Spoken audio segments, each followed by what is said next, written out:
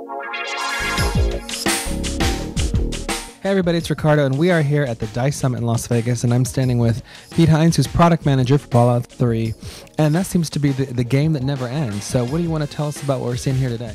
We're letting you guys have a chance to take a look at the Pitt, which is the second downloadable content that we're putting out. It's coming out in March for Xbox 360 and PC, and something that extends the life of this already huge game even further, give you something new and different to go play.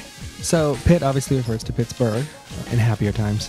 So do you want to talk to us about what we're going to get in this piece of content, what we can do? Sure. The Pitt revolves around the story of this city, the Pittsburgh, that's wasn't hit by the bombs, but has obviously suffered the effects of the world after the war.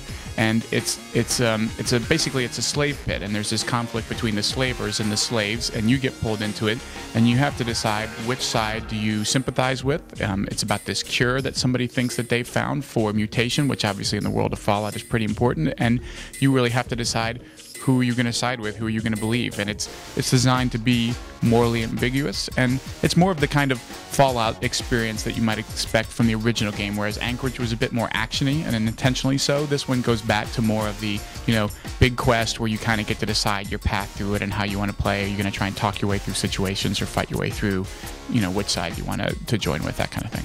So that means there's plenty of kind of role-playing content.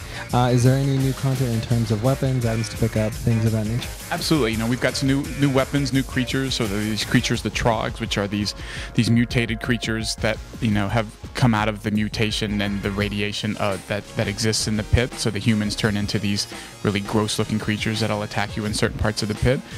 We have a couple of new weapons and different armor sets. One of the new weapons is the auto axe, which is one of the slaver weapons. This giant melee weapon that's got this huge serrated blade on it.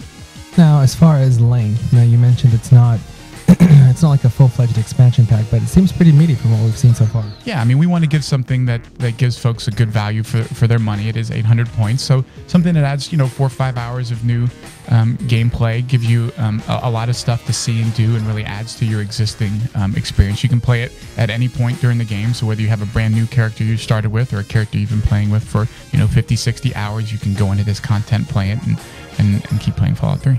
What's been kind of the thinking behind how you guys are doing it? Because obviously you mentioned Anchorage was more action-oriented. This is more sort of typical Fallout.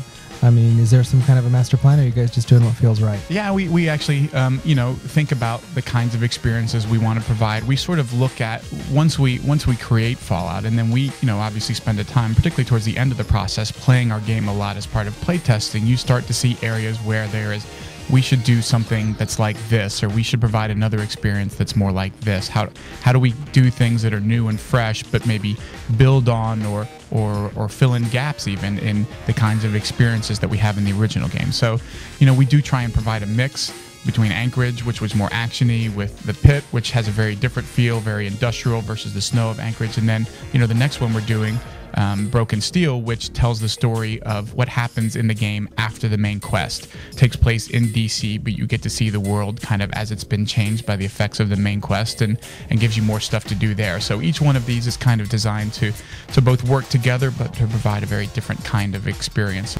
Now, it sounds all good, but of course the question on everybody's mind is, when can we play these? So what are you guys saying about release? So the Pit will be out in March. We haven't given a date yet, but we'll be in the next couple of weeks. And then Broken Steel should follow, probably a month, 6 weeks after that. All right, there you go. Thank you very much, Pete. And that was just a quick check-in with Bethesda on Fallout 3's Pit DLC.